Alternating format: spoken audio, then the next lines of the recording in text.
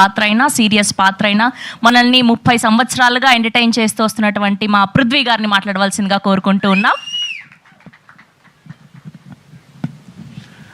విచేసిన పాత్రికేయ మిత్రులందరికీ నమస్కారం. ముఖ్యంగా మా మీడియా మిత్రులందరికీ ముందుగా నన్ను వదిలితే నేను మీ అందరికీ కృతజ్ఞతలు తెలియజేసేవాడిని. ఎందుకంటే నాకు వీరధీర సూరన్ రివ్యూస్ మటుకు అద్భుతంగా రాశారన్న. మీరు ఇచ్చిన సహకారం నేను జన్మలో మర్చిపోలేం. ఎందుకంటే అది పెద్ద బ్లాక్ బస్టరు తమిళ్లో, తెలుగులో కూడా పృథ్వీ చాలా బాగా చేశాడు అని మీరు ఇచ్చిన స్ఫూర్తి ఒక టానిక్. చాలా మంచి ఆఫర్లు వస్తున్నాయి. సో అంతకన్నా పెద్ద మన ఇక్కడ సెలవరాఘవన్ అంట, నేను చాలాసార్లు అతన్ని చూసినప్పుడు, సాయి రాజేష్ని, అద్భుతం. ఎందుకంటే తన దగ్గర ఇప్పుడు డాక్టర్ ఉమా కథ, మరి అది అంతకుముందు 2-3 కథలు చెప్పాడు. అద్భుతం, ఒకదాని మించి ఒకటి ఉన్నాయి. ఈ డాక్టర్ ఉమా కథ చెప్పినప్పుడు చాలా పెద్ద సబ్జెక్ట్ కదా ఇది, పబ్లిక్లో ఒక అవేర్నెస్ రావాలి. అలాంటి సబ్జెక్టు ఎవరు డీల్ చేస్తున్నారంటే ఇక్కడే ఎదురుగుండా కూర్చున్నారు ఉమాగారు అనే పిలవాలి, ఇంకా ఆవిడ సినిమా రిలీజ్ అయ్యాక. వాళ్ళ అమ్మగారు జ్యోతిరెడ్డి గారు. సో ఒక అద్భుతమైన ఒక అవేర్నెస్, సోషల్ అవేర్నెస్ పబ్లిక్లో రావాలి. మేము ఇండస్ట్రీకి వచ్చినప్పుడు గణేష్, నాకు 2వ సినిమా గణేష్ యాక్ట్ చేస్తున్నప్పుడు మొత్తం షూటింగ్ అంతా వెంకటేష్ బాబు మామూలు జనరల్ హాస్పిటల్లో చేసి తర్వాత కార్పొరేట్ హాస్పిటల్స్ మీద చాలా అద్భుతం. అప్పట్లో ఆ సినిమా ఒక ట్రెండ్ సెటర్. ఎందుకంటే అందరికీ ఆరోగ్యం, ప్రజలందరూ ఆరోగ్యంగా ఉండాలి అనే ఒక కాన్సెప్టు, వాళ్ళందరికీ ఆరోగ్యం, వైద్యం సకాలంలో దొరకాలి, దీన్ని ఎందుకు మీరు కార్పొరేట్ ఇదిలో తీసుకెళ్తున్నారని చెప్పారు. అది సూపర్ హిట్. దాని తర్వాత వచ్చిన ఠాగూర్ సినిమా చిరంజీవి గారు అద్భుతంగా కార్పొరేట్ సర్కిల్లోకి వెళ్ళిపోయింది మొత్తం వైద్యం అని, దాని మీద తీసారు. అది బ్లాక్ బస్టర్. ఇప్పుడు మెయిన్ ఎందుకు చెప్తున్నామంటే మనలోనే ఉంది తప్పంతా. మనం మన ఇంట్లోంచి ఒక అబ్బాయిని డాక్టర్గా మనం చదివిస్తున్నాం. వాడు అంతకుముందు ఒక 25 years బ్యాక్ ఎలా ఉండేదంటే, మేబీ డాక్టర్ అయితే ఆ ఊర్లోనే అతను ప్రాక్టీస్ చేసేవాడు, అక్కడే ఉండేవాడు, ప్రజలకు దగ్గరగా ఉండేవాడు. మేము చాలామందిని చూసాం అలా డాక్టర్స్ని. ఆ డాక్టర్సే చాలామంది దేవుళ్ళ చూస్తారు. అలాగా చాలా ఊర్లలో ఉన్నారు. కానీ ఇప్పుడు ఏమైపోయింది, మా అబ్బాయి యుఎస్లో ఒక పెద్ద డాక్టర్ అవ్వాలి, బాగా సంపాదించాలి, ఎక్కడో రష్యాలో ఉండాలి, ఇక్కడికి రావాలి, ఒక కార్పొరేట్ హాస్పిటల్ పెట్టాలి, దాంట్లో మనం డబ్బులు సంపాదించాలనేది మనలో ఉంది. అది మనం చేంజ్ చేసుకున్నంతకాలం ఇలాగే ఉంటుంది అన్నమాట. కాబట్టి ఇది ఎందుకు చెప్తున్నానంటే, శంకర్ అని మా ఫ్రెండ్ ఉన్నారు శ్రీకాకుళంలో, అతనికి ఒక ఫ్రెండ్ ఉన్నాడు. వాళ్ళ అబ్బాయి ఢిల్లీ ఎయిమ్స్ కాలేజ్ అనుకుంటా, దాంట్లో టాప్ ర్యాంక్లో ఉండి అతను నాతో ఒక మాట అన్నాడు. ఏంటంటే, అన్నా నేను డాక్టర్ అయిపోయాక ఇంటీరియర్ విలేజ్ శ్రీకాకుళంకి మారుమూల పాలకొండ అనే ఒక ఊర్లో పుట్టి పెరిగిన అబ్బాయి. ఆ వాతావరణం కూడా చూశాను నేను. ఒక ఎలా ఉంటుందంటే ఆ విలేజ్లో ఉన్న ఆ ఇళ్ళు కానీ అవి కానీ, అక్కడి నుంచి తను చదువుకొని ఇండియాలోనే టాప్ ర్యాంకులోకి వెళ్ళి అక్కడ ఢిల్లీలోనే ఒక పెద్ద డాక్టర్ గారు అమ్మాయిని మ్యారేజ్ చేసుకుని తను వచ్చి శ్రీకాకుళంలో హాస్పిటల్ కట్టిస్తున్నాడు. రేపు జూన్లోనో జూలైలోనో ఓపెన్ అవుతుందన్నమాట. పేద ప్రజలకు దగ్గరగా ఉండాలి, it is not a corporate hospital అని చెప్పి ఇలా వచ్చాడు. అలాగా ఉన్నారు కొంతమంది. ఆ కోవలో మరి హీరోయిన్కి మరి దీని మీద అవేర్నెస్ ఎలా వచ్చిందో తెలియదు. ఒక అద్భుతమైన సబ్జెక్టు, అవేర్నెస్ రావాలి, కార్పొరేట్ సర్కిల్లోకి వెళ్ళకూడదు. మనం కోవిడ్ బిఫోరు, కోవిడ్ తర్వాత చూస్తే ఏదొచ్చినా కూడా కోవిడ్ తప్పితే అడిగి ఏమన్నా హార్ట్ అటాక్ రాదా, లేకపోతే అడిగేదన్నా ఇంకో జ్వరం రాదా, ఏం లేదు. ఏదొచ్చినా కోవిడ్ అని అన్నారు. అవన్నీ అలాగా మొత్తం ఏదొచ్చినా పంచుకున్నారు డబ్బులు మొత్తం. ప్రభుత్వాలు చూడాలి, భారతదేశం ఎప్పుడు బాగుంటుందంటే ఇవన్నీ కాదండి, ఆరోగ్యంగా ప్రజలు బాగున్నప్పుడే దేశం బ్రహ్మాండంగా ఉంటుంది.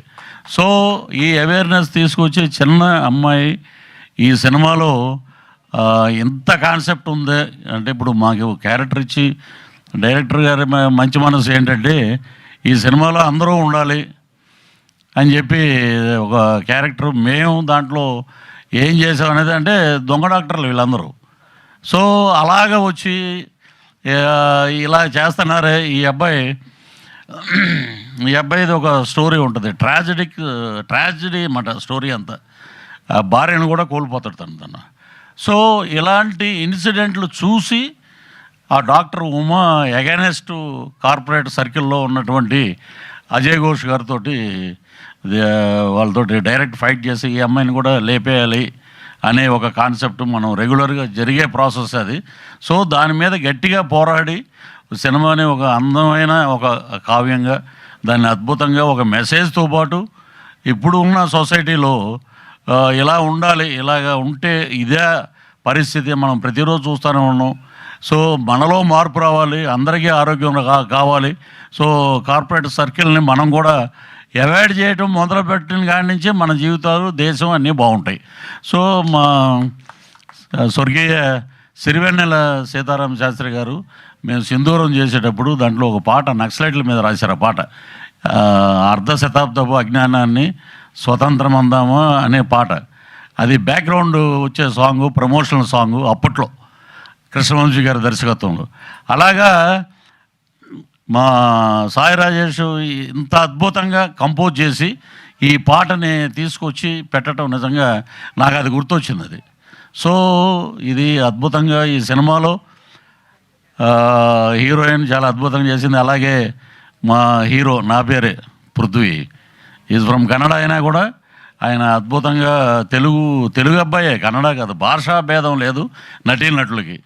సో ఈ రోజున అక్కడి నుంచి వచ్చిన యాక్టర్స్ అందరూ చాలామంది, మన రిషబ్ శెట్టి కానీ బ్రదర్, ఇప్పుడు ఈ సినిమాలో చాలా షేడ్స్ ఉన్నాయి, నాట్ ఓన్లీ సింగర్, దాన్ని కథ అంతా వేరే ఉంది, అది ఇప్పుడు రివీల్ చేయకూడదు అది.